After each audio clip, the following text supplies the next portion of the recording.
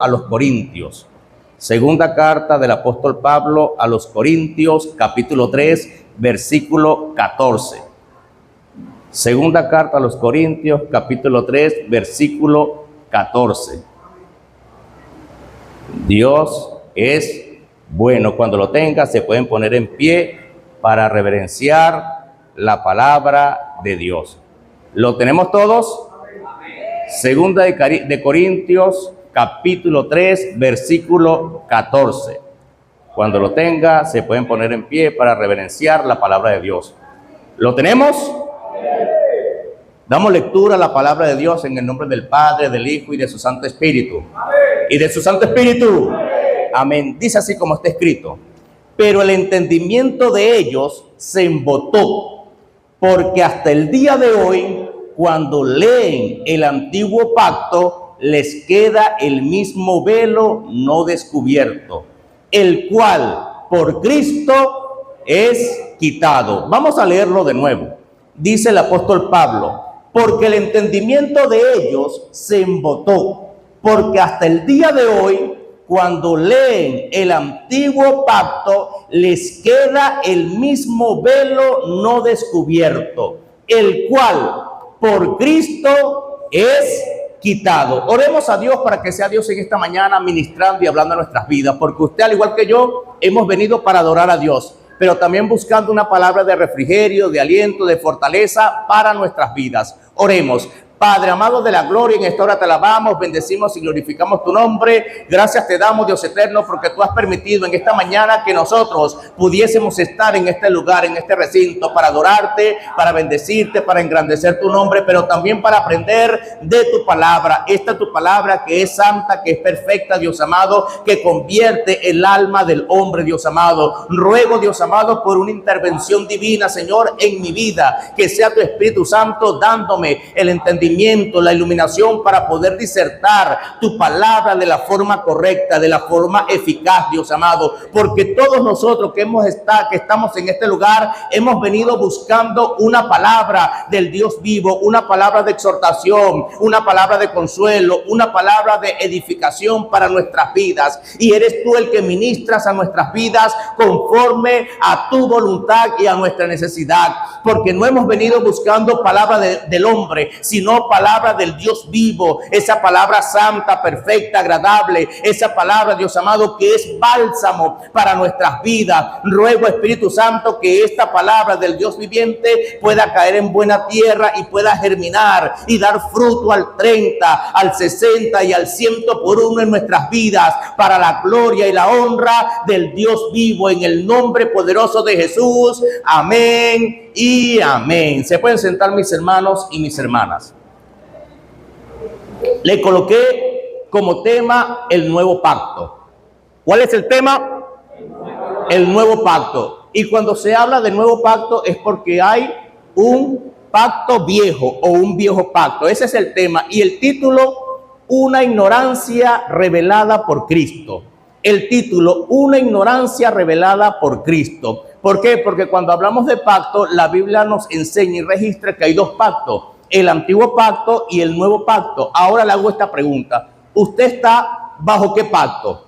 ¿Bajo el nuevo pacto o el viejo pacto? Seguro, si estamos bajo el nuevo pacto, debemos conocer ese nuevo pacto. Y le hago esta pregunta: ¿usted conoce los principios del nuevo pacto? Levántese alguien y dígame cuáles son los principios o cuál es el principio del nuevo pacto, si usted vive bajo el nuevo pacto. Porque decirlo es fácil, hermano, yo estoy en el nuevo pacto.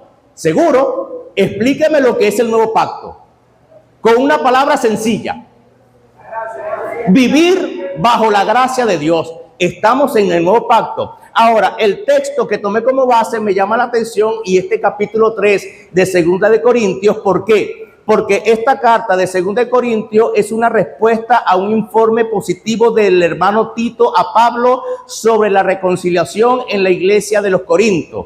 Y eso lo podemos ver y se registra en el capítulo 7 de 2 de Corintios, cuando el corazón de la carta le dice el apóstol Pablo que había ahí un hermano que había hecho lo malo y que ellos o que él se había arrepentido de eso y él se alegra y se goza de haberse arrepentido de lo malo, porque iba a venir la restauración de Dios para su vida. Pero también en este capítulo 3, Pablo hace un contraste sobre o entre el nuevo pacto, el pacto del Espíritu, el pacto de la libertad, el pacto de la transformación. Y ese pacto de la transformación es del nuevo nacimiento, algo que Cristo dejó registrado en el Evangelio de Juan, que le dijo a Nicodemo: os es necesario nacer de nuevo. Si no naces de nuevo, no puedes ver el reino de Dios. Y después se lo vuelve a decir y le dice: si no naces de nuevo, no puedes entrar al reino de Dios. Es decir, que uno de los principios fundamentales en la vida del creyente para disfrutar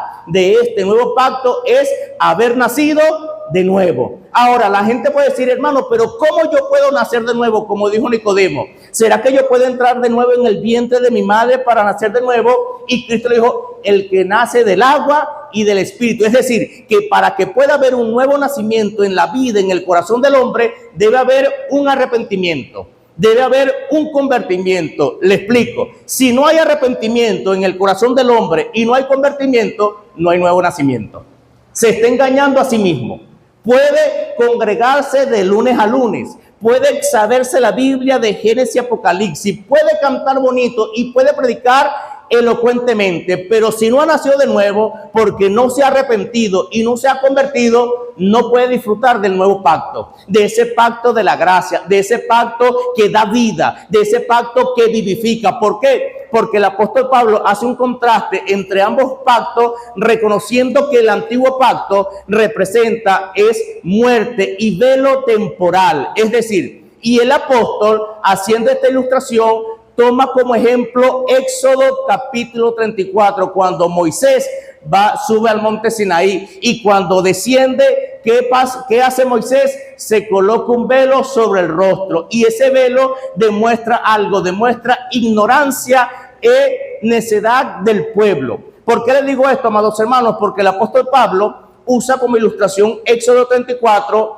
trayendo a memoria que Moisés se cubría con un velo para ocultar el resplandor temporal de la gloria de Dios en su vida, que se desvanecía, aplicándolo espiritualmente como un símbolo de ceguera espiritual. Es decir, que aunque los judíos en aquel entonces leían el antiguo pacto, leían el Antiguo Testamento, estaban ciegos espiritualmente, porque no entendía, porque todo el Antiguo Testamento siempre apuntó ¿a quién? A Cristo, a la persona de Jesucristo, y ellos negaron la obra salvífica de Cristo. Nunca aceptaron a Jesucristo como el Salvador del mundo, nunca aceptaron a Cristo como el Cordero que quita el pecado del mundo, porque aún usted lee el Evangelio de Juan, y cuando Cristo va a Juan el Bautista a ser bautizado, ¿cuál es la expresión o la palabra que usa Juan el Bautista a los que estaban allí? He ahí el Cordero de Dios que quita el pecado del mundo. Ellos nunca aceptaron a Jesús como el Cordero divino, el Cordero que Dios había determinado para traer salvación al mundo. Nunca lo reconocieron como Mesías, nunca lo reconocieron como Salvador del mundo. Ahora, ¿quién es Cristo para usted? Su Salvador. Y usted sabe lo que implica, lo que significa que Cristo sea mi Salvador o mi Señor. Porque a veces se dice fácilmente: no, Cristo es mi Salvador y mi Señor. Pero realmente yo conozco lo que implica y lo que significa que Cristo sea mi Señor y Salvador. Porque no habla primero de Señor y Salvador. Primero habla Señor y Salvador. ¿Por qué? Porque Cristo es Señor de todo lo creado. Pero también es el Salvador, porque Él da vida. Y Él vino para salvar lo que se había perdido. El hombre que por el pecado se había alejado de Dios, se había extraviado, y Cristo vino a salvarlo, a salvarnos a nosotros. Y estos judíos, ellos conocían, leían la Biblia, pero querían seguir viviendo bajo el Antiguo Testamento, bajo el antiguo pacto, y no entendía la importancia de lo que es el nuevo pacto y las bendiciones que traía el nuevo pacto, que era netamente espiritual. Ahora, Su audiencia o la audiencia al cual el apóstol Pablo va dirigida esta carta es una audiencia mixta, conformada por judíos y gentiles convertidos. Aquí se refleja la tensión entre el judaísmo helenístico. Y cuando se habla del judaísmo helenístico, se está hablando del judaísmo griego, porque el griego hizo un impacto tremendo en el Nuevo Testamento, tanto que muchas veces para entender ciertas palabras del Nuevo Testamento debemos ver el significado en griego, y en el griego tradicional, koiné, porque el Nuevo Testamento fue traducido en griego. Ahora, esos judíos helenísticos griegos también habían un grupo de cristianos primitivos. Y Pablo, siendo fariseo, argumenta algo de la ley. Porque Pablo dice, fariseo de fariseo, en cuanto a la ley, irreprensible, del linaje de Benjamín. Es decir, Pablo era Pablo. Y él habla algo acerca de la ley. ¿Y qué es lo que él habla acerca de la ley? En este capítulo 3 de 2 de Corintios, es que la ley fue y era gloriosa.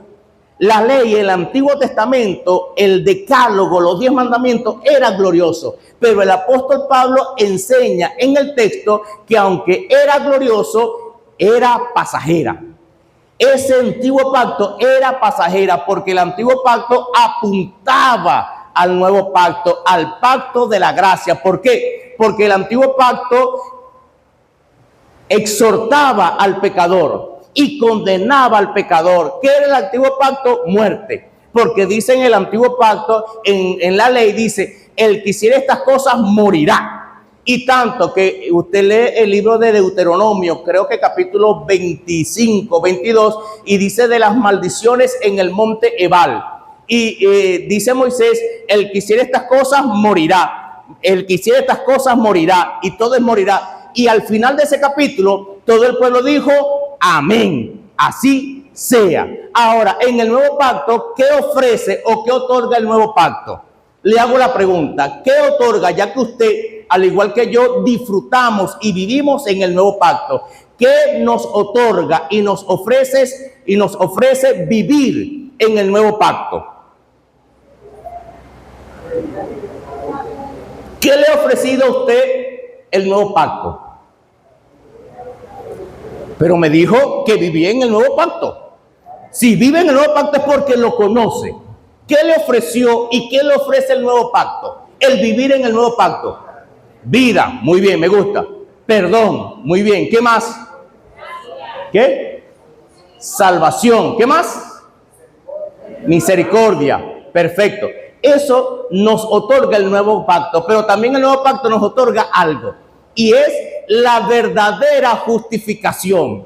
Porque en el capítulo 3 de 2 de Corintios, vea lo que dice el versículo 9. Dice, porque si el ministerio de condenación, hablando del antiguo pacto, dice el apóstol, fue con gloria, mucho más abundará en gloria el ministerio de justificación, de la justificación. Es decir, el nuevo pacto es, hemos sido justificados por Dios.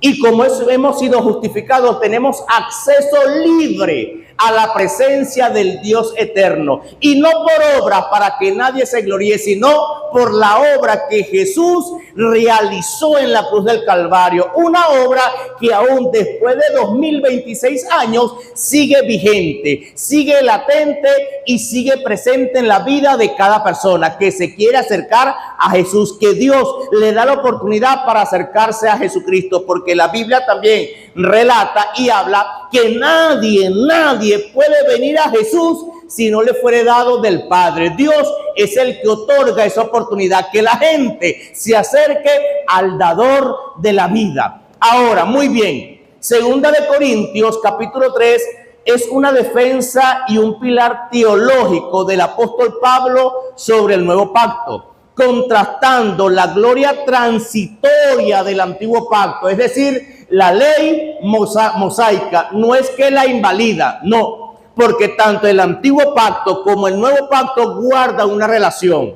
Nadie puede disfrutar a plenitud del nuevo pacto si no entiende el antiguo pacto. Y los dos pactos engranan, los dos, porque uno apunta al otro. Ahora, dice, la ley mosaica que traía condenación y muerte, con la superioridad eterna del nuevo pacto, el pacto del Espíritu, que da justificación y vida. La podemos resumir en una sola palabra, que vivifica. Que el nuevo pacto vivifica, da vida a nosotros, según el apóstol Pablo, que estábamos muertos en delitos y pecados.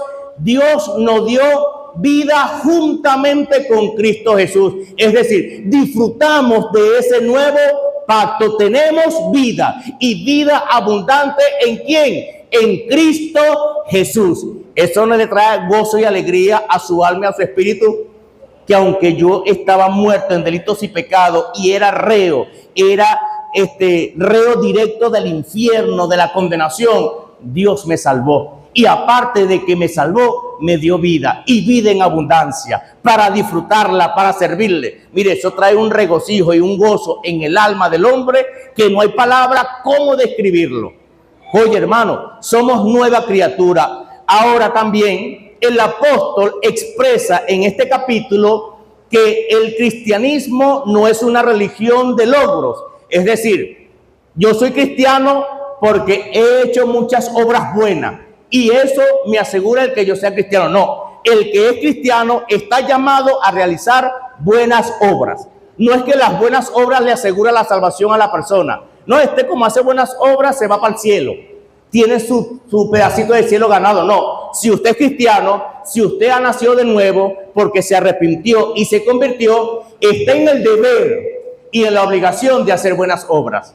No es si usted quiere o puede, no. Si usted es cristiano, está en el deber. Es su responsabilidad realizar buenas obras, porque a través de esas buenas obras que usted realiza es glorificado Dios. No es glorificado usted ni yo, no, el santo de Milton, no. Con las buenas obras que realizamos, la gente dice, realmente Dios existe, realmente Dios es bueno, porque él o ella era así, era asá, y mira, ha cambiado, ha sido transformado. Oye, Dios realmente existe, porque las buenas obras glorifican a Dios. Ahora, ¿qué buenas obras está realizando usted para que glorifiquen a Dios? Una pregunta que queda en el aire.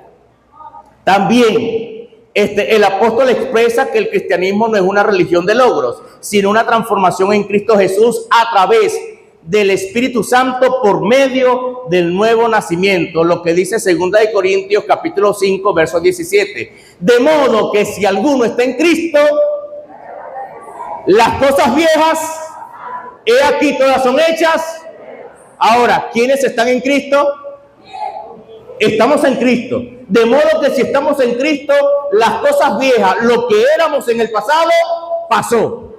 Todas son hechas nuevas. ¿En quién? En Cristo Jesús. Somos nueva criatura. Ahora, entrando en el texto que tomé como base, dice, se lo repito, pero el entendimiento de ellos se embotó, porque hasta el día de hoy, cuando leen el antiguo pacto, les queda el mismo velo no descubierto, el cual por Cristo es quitado. En este texto podemos considerar 3 puntos. 3 puntos a considerar. Primero, una necedad. Porque dice la primera parte, pero el entendimiento de ellos se embotó. Y cuando hablamos de necedad, esa palabra necedad es falta de inteligencia, razón o sensatez. Es decir, que el necio es necio, ¿por qué? Porque le falta inteligencia, le falta razón y le falta sensatez. Si no es sensato, es insensato, así de sencillo. Y es insistir en un error a pesar de las pruebas. Eso es necedad y implica una resistencia a razonar, pero una resistencia voluntaria. Yo sé que es así pero yo digo que es así y punto. Nadie me saca de allí. No es que es ignorante por ignorancia, sino que él voluntariamente decide ser necio. Gracias a Dios que aquí no hay ningún necio, ¿o sí? No hay ninguno porque somos sabios. Y la Biblia en Proverbios dice que el sabio ve el mal y ¿qué hace? Se aparta. Es decir, que una cualidad o una característica de una persona sabia es que cuando ve el mal, él se va por otro lado, se aparta. A veces hay cristianos que no son sabios. A veces hay cristianos, mire, que hacen esto, son un poquito necios. Porque ven el mal, no, Dios está conmigo y por ahí paso, no me van a hacer nada. No, porque la Biblia dice que el sabio ve el mal y ¿qué hace? Me voy a apartar, no voy a pasar por en medio. Más el simple, no hace caso y pasa por en medio y recibe los daños. Es decir, estamos llamados a ser sabios. Ahora, ¿por qué digo esto? Porque la palabra pero denota un contraste, es decir, este pero guarda relación con lo anterior dicho. Y desde el versículo 12 dice el apóstol Pablo, así que teniendo tal esperanza, usamos de mucha franqueza y no como Moisés nombra a un legislador, una persona que los judíos reverenciaban terriblemente. Moisés dice, y no como Moisés, que ponía el velo sobre su rostro para que los hijos de Israel no fijaran la vista en el fin de aquello que había de ser abolido. Pero el entendimiento de ellos se embotó. Y en este primer punto, que es una necedad, hay dos palabras que me llamaron la atención y debemos considerar. Primero es entendimiento y la segunda es embotar. Ahora, le hago la pregunta. Para usted, sencillo, ¿qué significa entendimiento? Usted que es una persona sabia, entendida, ¿qué es entendimiento? Ay, entonces no hay sabio ni entendido. Conocimiento, muy bien, ¿qué más? ¿Cómo? Entender, ajá. Alguien que piensa antes de actuar. Es decir, que hay personas que no piensan antes de actuar. Y si no piensan antes de actuar, son personas que actúan por impulso. Así como lo siento, así voy.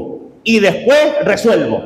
Y la Biblia nos habla que no podemos tratar o actuar con impulso, sino debemos pensar. Ahora, me llama la atención porque entendimiento denota intelecto, disposición y percepción. Vea lo que denota la palabra entendimiento: intelecto, disposición y percepción. Y viene del griego noema, que significa comprender, captar, considerar o prestar atención. ¿Qué significa?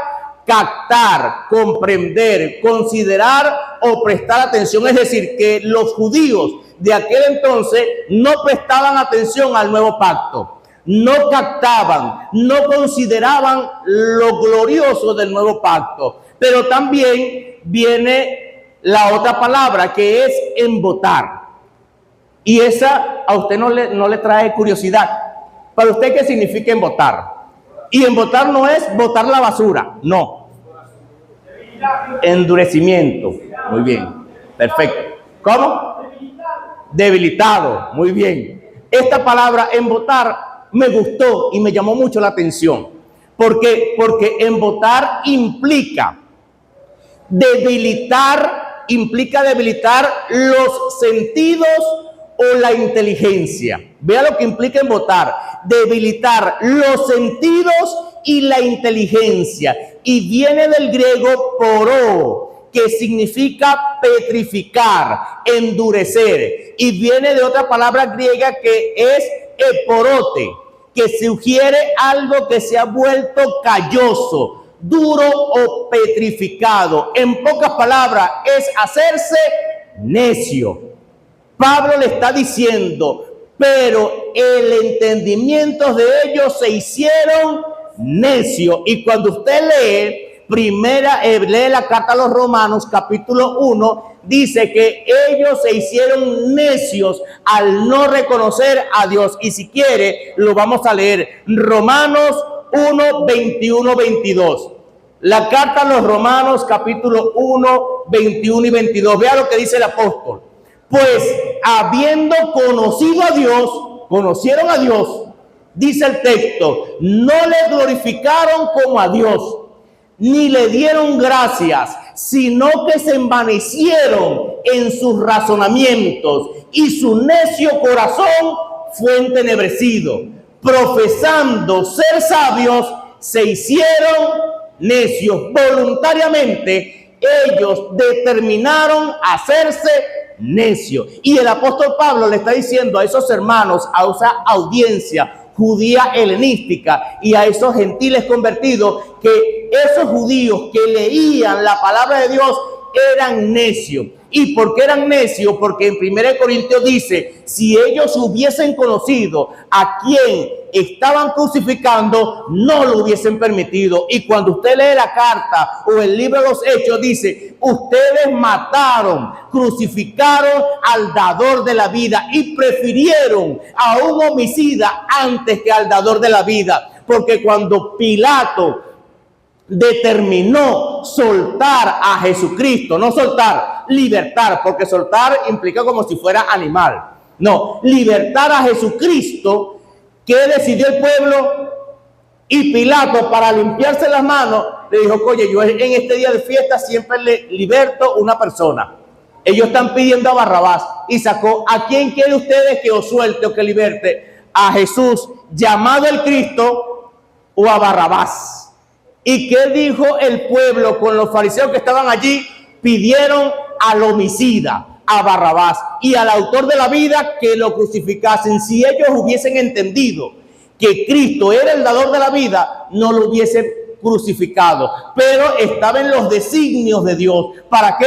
Para salvar a la humanidad, para salvarnos, para darnos libertad de la condenación del pecado, para hacernos libres, para gloria y honra de su nombre. Entonces el apóstol Pablo demuestra o le enseña a esta audiencia que eran necios. Y eran necios ¿por qué? Vea lo que dice Isaías capítulo 6, versículo 10.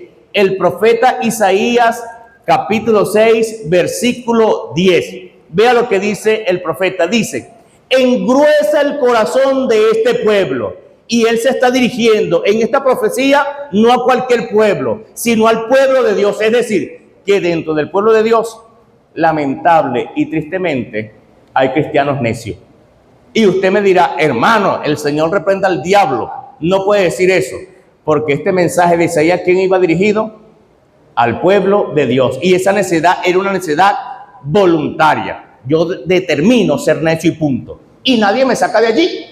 Entonces dice Isaías en el versículo 10 del capítulo 6, engruesa el corazón de este pueblo y agrava sus oídos y ciega sus ojos para que no vean con sus ojos, ni oiga con sus oídos, ni su corazón entiendan, ni se convierta y haya para él sanidad. Es decir, que uno de los principios para que pueda haber sanidad en el pueblo es el convertirse. Dios le dice a Jeremías, no te conviertas tú a ellos, sino ellos se conviertan a ti, y sacaré lo precioso de entre lo vil y serás como mi boca. Estamos llamados, y aún Isaías y segunda de Corintios dice, no toquéis las cosas inmundas, salid de en medio de ese pueblo, porque el pueblo de Dios está llamado a ser santo.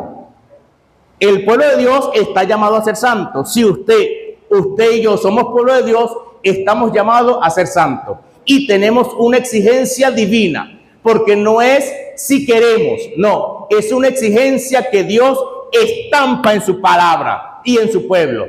Tú eres mi pueblo, exijo que seas santo, que te apartes del pecado, que te apartes de lo malo. Ahora, vemos también en el texto, aparte de una necedad, vemos una ceguera. Y esa palabra ceguera busqué el significado y me llamó porque esa ceguera espiritualmente no se trata de un defecto de los humanos, sino del corazón y del espíritu. Esa ceguera era que había una ignorancia en su corazón. ¿Por qué? Porque la segunda parte del texto, vea lo que dice.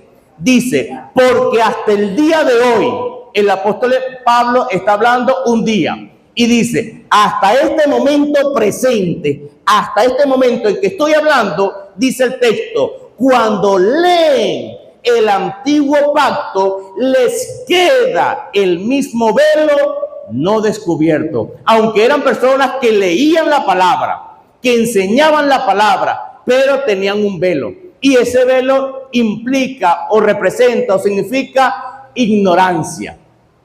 ¿Por qué? Porque no veían a Cristo por ningún lado del Antiguo Testamento. Y el Antiguo Testamento siempre reflejó a Cristo, siempre apuntó a Jesucristo. Y ellos no veían a Cristo por ningún lado del Antiguo Testamento. Es decir, tenían un velo. Ahora, ¿por qué le digo esto, amados hermanos? Porque en este segundo punto que tomé como base o tomé como punto, valga la redundancia, una ceguera, la palabra porque expresa la explicación, la razón del endurecimiento. Es decir, aunque el entendimiento de ellos se volvió necio, el apóstol explica en este segundo punto la razón y el motivo por el cual había necedad en el corazón de ellos, en el entendimiento de ellos. Y esa ignorancia o el velo significa ignorancia y simboliza la incomprensión espiritual de la ley. Es decir, que ellos leían la ley intelectualmente. Y la Biblia no es para entenderla con nuestro razonamiento intelectualmente. Porque la Biblia es espíritu. Y para entenderla, ¿cómo hay que entenderla? En el espíritu. Pero hay algo. ¿Quién inspiró esta palabra gloriosa? El Espíritu Santo. Y para yo entenderla, ¿a quién le debo pedir iluminación?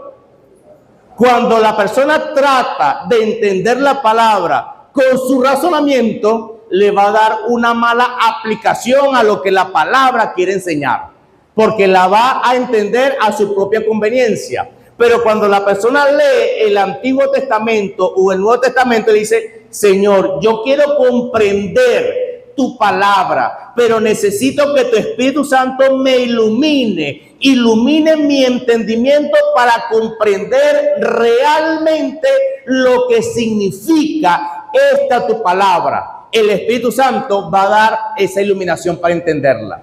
¿Por qué? Porque muchas personas que han tergiversado la verdad de la Escritura es porque ellos enseñan lo que su propio corazón quiere enseñar y no lo que el Espíritu Santo le muestra, le enseña a través de la Escritura, de la palabra de Dios. Pero, aunque el velo significa la incomprensión espiritual de la ley, dice el apóstol Pablo, que es buena y santa. El apóstol Pablo no está diciendo que la ley es mala, no. La ley es buena y santa. ¿Y por qué la ley es buena y santa? Vea lo que dice Romanos capítulo 7, versículo 12. El libro de los Romanos capítulo 7, versículo 12 dice, de manera que la ley a la verdad es santa y el mandamiento santo, justo y bueno. El apóstol Pablo en Romanos no dice que la ley es mala, no. Dice que la ley es santa y el mandamiento es santo, puro y bueno. El antiguo pacto es bueno, pero por encima de ese antiguo pacto está un pacto mejor, bajo mejores promesas, y es el pacto nuevo, el pacto del Espíritu, el pacto de la gracia. Por supuesto, esa gracia no es para que la persona tenga la ocasión de darle rienda suelta a los placeres de esta carne. Yo como estoy en el nuevo pacto, y el pacto es de la gracia, del amor, de la misericordia, de la benignidad, yo puedo pecar, repecar, recontrapecar y seguir pecando, y Dios dice en la Biblia que es amor, y Dios siempre me va a perdonar y me va a recibir con sus brazos abiertos, porque puedo pecar, porque mi Dios es amor. Pero la Biblia enseña que también Dios es fuego consumidor, y hay algo, un texto, no me recuerdo ahorita, que creo que está en Levítico o en Deuteronomio. Dios le tenía contadas las veces que Israel había pecado contra él. Y Dios te las tiene contadas. Te las tiene contadas. Me las tiene contadas. Porque en Deuteronomio, no me recuerdo el texto, dice: 10 veces me han tentado. Por supuesto, el límite de nuestro Dios no es como el nuestro. Por decir, yo tengo algo, y yo lo hablo a veces con ciertos hermanos y con mi esposa. Mi límite es 1. Y no es como los judíos, 7 veces. Mi límite es 3 veces. Ese es mi límite.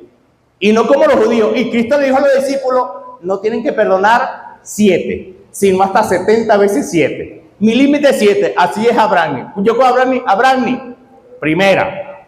Abraham, segunda. Abraham, tercera. Ya la cuarta, de una vez. Pero papá, te hablé 3 veces. Yo no soy como los judíos que hablan 7 o 70. 3. Para que tome consejo. Pero Dios nos la tiene contada, así como el pueblo de Israel. 10 veces ustedes me han tentado. Wow. Mire, para que Dios tenga contada a alguien o a un pueblo, es porque ese pueblo es una bendición, ¿oyó? Mire, y ese pueblo era tanto una bendición que Dios le dijo a Moisés: déjame desarraigarlo de la tierra y te voy a dar un pueblo mejor. Pero el corazón de un hombre de Dios: Señor, ¿y qué van a decir los egipcios? ¿Qué van a decir las otras naciones que lo sacaste y no pudiste hacerlo entrar en la tierra prometida, Señor? Y el hombre de Dios intercedió por ese pueblo, pero ya Dios estaba determinado, mire, a exterminarlo. Le dijo: lo voy a exterminar porque me tienen colmada la paciencia y te voy a dar un pueblo mucho mejor. Ahora, le digo, no le colmemos la paciencia a Dios, ¿o yo? Si hemos fallado, abogado tenemos para con el Padre, a Jesucristo el justo. Pero con Dios no se puede jugar, porque Dios no es juguete de nadie, ¿yo? Dios es Dios, y el evangelio es serio. O se es evangélico o no se es evangélico. El evangelio es seriedad. Aquí no hay que jugar. No hay que jugar, porque Dios nos la tiene contada. Y cuando pase algo, venga a su mente eso: Dios me la tiene contada. No, Señor. Es mejor vivir para ti. Ahora, la ley es buena y santa, pero aunque la ley fue buena y es buena y santa, es temporal y condenatoria. ¿Por qué temporal y condenatoria? Porque no tenía al Espíritu Santo. Era la ley: el que hiciere estas cosas vivirá por ella. Mas en cuanto a la gracia, a la fe, mas el justo vivirá por fe. En la ley no hay fe, es obra. Si hace las obras, vive, pero si las quebrantas, lamentablemente tienes que morir. El apóstol Pablo aquí argumenta este velo, ya que no está en el rostro de un mediador, sino sobre el corazón y la mente de quienes leen las Escrituras, es decir, el Antiguo Testamento, buscando la salvación por medio de las obras, y se olvidan que las obras no otorgan salvación.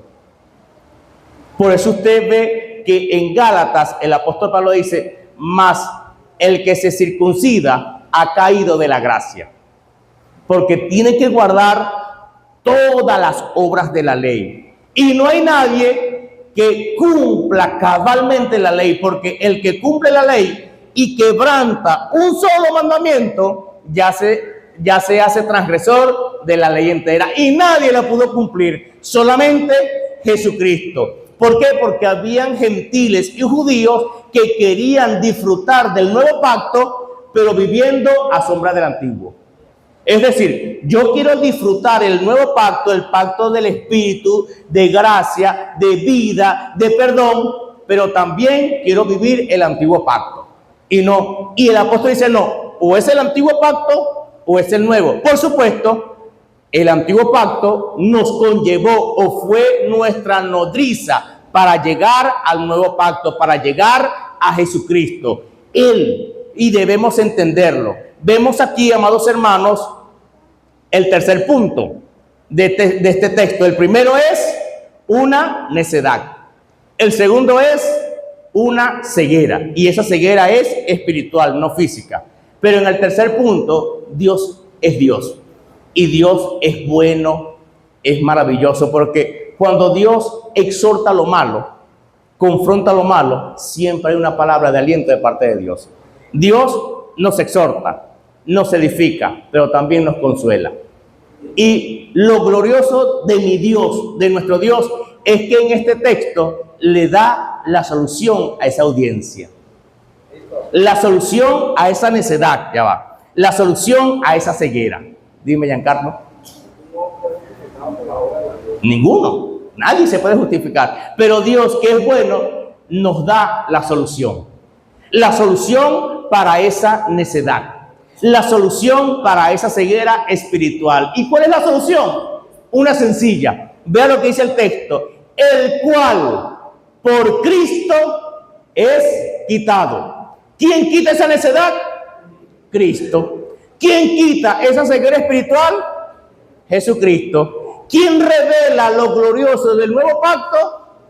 Cristo. Esa es la solución. Mire, cuando Dios nos exhorta, nos confronta, Dios siempre nos va a dar la solución. Dios siempre nos va a dar ese bálsamo para que nosotros podamos decir, Señor, tienes razón, debo mejorar, ayúdame.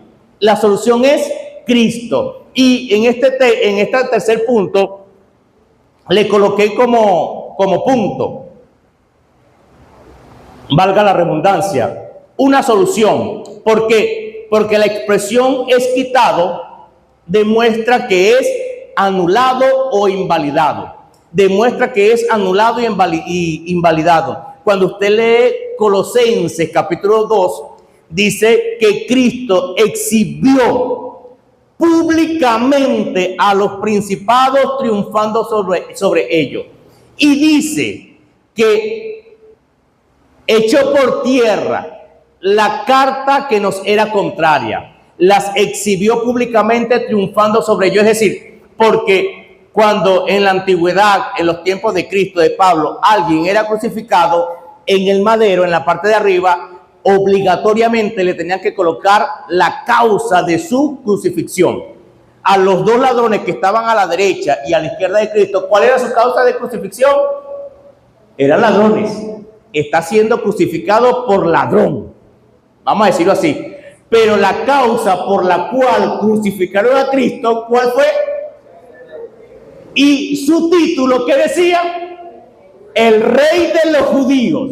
Y los fariseos quisieron quebrantar eso diciendo, no es que él es el Rey de los Judíos, sino que él se hizo llamar el Rey de los Judíos. Pero como en la soberanía de Dios se mueve todo, ¿qué dijo Pilato? Lo que escrito está, escrito está. Si es el Rey de los Judíos, es así. ¿Y cuál fue la causa de su crucifixión? Una verdad, una realidad, que Cristo, que Jesús es el Rey. Y la Biblia dice que es Rey de Reyes y Señor de Señores. ¿Eso no le trae gozo a su vida? ¿Eso no le trae regocijo? Oye, hermano, yo digo, gracias, Señor. ¿Por qué? Porque tú eres Rey, eres mi Señor, eres mi dueño, eres mi amo, eres mi todo. Te entregaste porque me amaste. Aunque yo viví a espalda de ti, aunque yo viví revolcándome en el pecado, aunque yo hice muchas cosas malas, tú me amaste, Señor. Y por ese amor debo ser recíproco, te debo servir, te debo amar, te debo adorar y honrar con todo mi ser, mi espíritu, mi alma y mi cuerpo. ¿No le trae gozo que Cristo se entregó por usted? Ahora, ¿por qué le digo esto? Porque la expresión es quitado demuestra que es anulado e invalidado. Y el agente que Dios usó o usa para quitar ese velo es Cristo, es Jesús. Ese velo no solo se levanta cuando la persona reconoce a Jesús como el Mesías y Salvador, sino sin Cristo el Antiguo Testamento es una sombra sin cuerpo, ya que Cristo le da sentido al Antiguo Testamento. Cristo es quien le da sentido al Antiguo Testamento. Y vea lo que dice Colosenses capítulo 2, versículo 17. La carta del apóstol Pablo a los Colosenses capítulo 2, verso 17. Vea lo que dice. Todo lo cual es sombra de lo que ha de venir, pero el cuerpo es de Cristo. ¿Hablando de qué? Del Antiguo Testamento, del Antiguo Pacto, que era sombra de lo que había de venir. ¿Y quién había de venir? Jesús, Cristo. Ahora, es Cristo quien cumplió a cabalidad la ley, porque Mateo capítulo 5, verso 17, Cristo le dice a los discípulos: yo no he venido a abrogar la ley, sino a cumplirla. Y dice: y el cielo y la tierra pasarán, pero mis palabras no pasarán. Y Cristo fue el único que cumplió a cabalidad toda la ley de Dios. Por eso su sacrificio fue acepto, fue agradable delante de Dios, porque Él cumplió la ley sin quebrantar ninguno de los mandamientos divinos. ¿Eso no le trae regocijo? Ahora, bien, ¿qué aplicaciones podemos ver en estos tres puntos? Primero, que la lectura de la Biblia requiere al Espíritu Santo. Si usted está leyendo la Biblia y quiere entenderla, necesitamos ¿de quién? Del Espíritu Santo, que fue quien la inspiró, quien la reveló. Y sin la iluminación del Espíritu, la lectura de la palabra es meramente académica y legalista. El que lee la palabra sin la iluminación, la guía del Espíritu Santo, su lectura solamente es académica y legalista. Solamente queda en conocimiento. Yo sé. Pero como queda en conocimiento, no la pone por obra o por práctica. Y nosotros estamos llamados a tener conocimiento de la palabra de Dios, pero a practicarla. Porque si mi conocimiento solamente se estanca en puro conocimiento y no la practico, mi evangelio es vano, es ilusorio. No, yo sé que debo servirle a Dios, pero no le sirvo. Yo sé que me debo apartar del pecado, pero no me aparto. Yo sé que no debo mentir, pero sigo mintiendo. Yo sé que no debo adulterar, pero sigo adulterando. Yo sé que no debo robar, pero sigo robando. Yo sé que no debo hacer lo malo, pero lo sigo haciendo. Puro conocimiento. Y Santiago dice que el que sabe hacer lo bueno y no lo hace, Dios lo considera pecado. Así de sencillo y de fácil, hermano. La segunda aplicación que podemos ver en este texto es que toda la escritura debe ser interpretada a través de la persona y la obra de Jesús. Es decir, que Cristo es el centro de toda la escritura. ¿Cuál es el centro de la escritura? Cristo. Y Cristo se debe reflejar en la escritura, en toda la escritura, no en algunas partes. En toda la escritura se tiene que reflejar Cristo. Y Cristo es el centro de la escritura y aún de toda predicación. Si mi predicación, el tema central no es Cristo, esta predicación está mal. Porque la predicación gira en torno a la vida y a la obra redentora de lo que Jesús hizo, realizó y hace. Es eso. Tercera aplicación que podemos ver en este texto es que la comprensión espiritual no es un logro intelectual, sino el resultado de una rendición total al señorío de Cristo. Es el resultado a una rendición total al señorío de Cristo. Hay un himno y la hermana Alicia lo cantó, el himno 80. Puedo oír la voz de Cristo llamando. Y usted entona o lee ese himno con conciencia, con sabiduría, y usted mismo se está comprometiendo con Dios. Léalo en su casa. Voy a leer el himno 80 veces y se va a fijar que indirectamente o directamente usted solito o solita se está comprometiendo con Dios. Puedo oír la voz de Cristo, tiernamente está llamando. Puedo oír el llamamiento, toma tu cruz y ven en pos de mí. ¿Qué dijo Cristo? El que quiera ser mi discípulo, tome su cruz cada día y sígueme. Seguiré do tú me guíes, seguiré do tú me guíes. Salvador, es decir, donde Dios ordene, hay que obedecerlo. Y a veces se canta, pero se canta sin entendimiento. Como decía la hermana Teresa, hermano, cantemos, pero cantemos con entendimiento, porque cantamos unos himnos, amados hermanos y hermanas, mire, y entramos en esos himnos que, gloria a Dios, pero el compromiso que estamos realizando con ese himno no es cualquiera, no es cualquier compromiso. Ahora, como conclusión de lo que acabamos de hablar, podemos concluir con algo, que entendamos que el pacto mosaico, el ministerio de muerte, solo servía para señalar el pecado y condenar al pecador. Su función era señalar el pecado y condenar al pecador sin darle oportunidad de salvación. El antiguo pacto no daba oportunidad de salvación. El que pecó aún. Hay una parte en el Deuteronomio que dice que cuando una mujer era hallada en adulterio o cuando el hombre era hallado en adulterio, tenían que sacarlo fuera del templo y a los dos tenían que lapidarlo, tenían que apedrearlo, no solamente a la mujer, no solamente al hombre, sino al hombre y a la mujer, a los dos. Por eso usted ve que en el Nuevo Testamento, cuando le llevan a Jesús esa mujer hallada en el acto mismo del adulterio, dice el escritor, si dice que fue en el acto mismo del adulterio, fue que la vieron en la cama, en el lecho con el hombre. Pero según la ley, tenían que llevar al hombre. ¿Dónde estaba el hombre? No se sabe.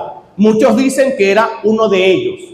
Muchos lo dicen, la Biblia no lo dice. Pero si ellos realmente querían cumplir la ley de Moisés, como estaba escrito, ellos tenían que llevar, aquí está la mujer y aquí está el hombre. ¿Qué hay que hacer? Hay que apedrearlo a los dos, pero solamente le llevaron a la mujer. Y Cristo, sabiendo todo, le dijo, el que esté libre de pecado, sea el primero en lanzar la piedra sobre ella. Y dice que desde los más viejos hasta los más jóvenes, cada uno fue soltando la piedra y se fue yendo. Y solamente quedó Jesús con la mujer. ¿Y qué le dijo Cristo a la mujer? Mujer, ¿dónde están los que te condenaban? Ninguno está, ninguno, Señor, ni yo te condeno. Vete y no peques más. Es decir, en la gracia, en el nuevo pacto, hay perdón. Si hubiese sido en el antiguo, lo hubiesen lapidado a la mujer, la hubiesen apedreado, pero tenían que llevar al hombre. Pero en el nuevo pacto hay perdón. Eso no le trae gozo a su alma. Mire, cuántas veces usted y yo le fallamos a Dios diariamente, las 24 horas del día, los 7 días a la semana, los 365 días del año, le fallamos a Dios, pero siempre hay perdón. ¿Por qué? Porque dice Juan, si alguno ha fallado, abogado tenemos para con el Padre, a Jesucristo el justo. Pero también dice Proverbio, dice, el que confiesa su pecado y se aparta, alcanza misericordia. ¿Qué hay que hacer? Confesarlo y apartarse, y hallamos misericordia. Ahora, ese es el pacto mosaico. Mientras que en el pacto del Espíritu, el ministerio del Espíritu, este ministerio da vida porque ofrece perdón y justificación. Es decir, si usted vive el Evangelio en el nuevo pacto, eso es perdón y justificación. Hemos sido justificados, por supuesto. Vuelvo a recalcar, ese perdón y esa justificación no es para que estemos pecando y repecando libremente, porque Dios es amor. Acuérdese que aunque Dios es amor, Dios es fuego consumidor y con el pecado no se juega. con el pecado no se juega, porque hemos nacido de nuevo. Y dice, con esto concluyo, dice Juan en la primera carta, el que practica el pecado es ¿de quién? Yo creo que más claro imposible. No dice el que peca, porque estamos en un cuerpo pecaminoso, caído, y este cuerpo le gusta el pecado, le gusta, y es con lo que batallamos todos nosotros diariamente. Usted, yo batallo con lo que habita en este cuerpo. Pero dice Juan, el que practica el pecado, ese no es de Dios. ¿De quién es? Del diablo. Ahora, ¿hay aquí alguien del diablo? No hay nadie. Somos de Dios. Y somos de Dios porque batallamos diariamente con los deseos que están en esta carne. Mire, batallamos. Pero gracias a Dios por su Espíritu Santo, el cual nos ayuda en nuestras debilidades. Ahora, palabras más o palabras menos, estaría Milton hablando. Los invito a ponerse en pie. Gloria a Dios. Los invito a ponerse en pie y vamos a orar dándole gracias a Dios por su palabra.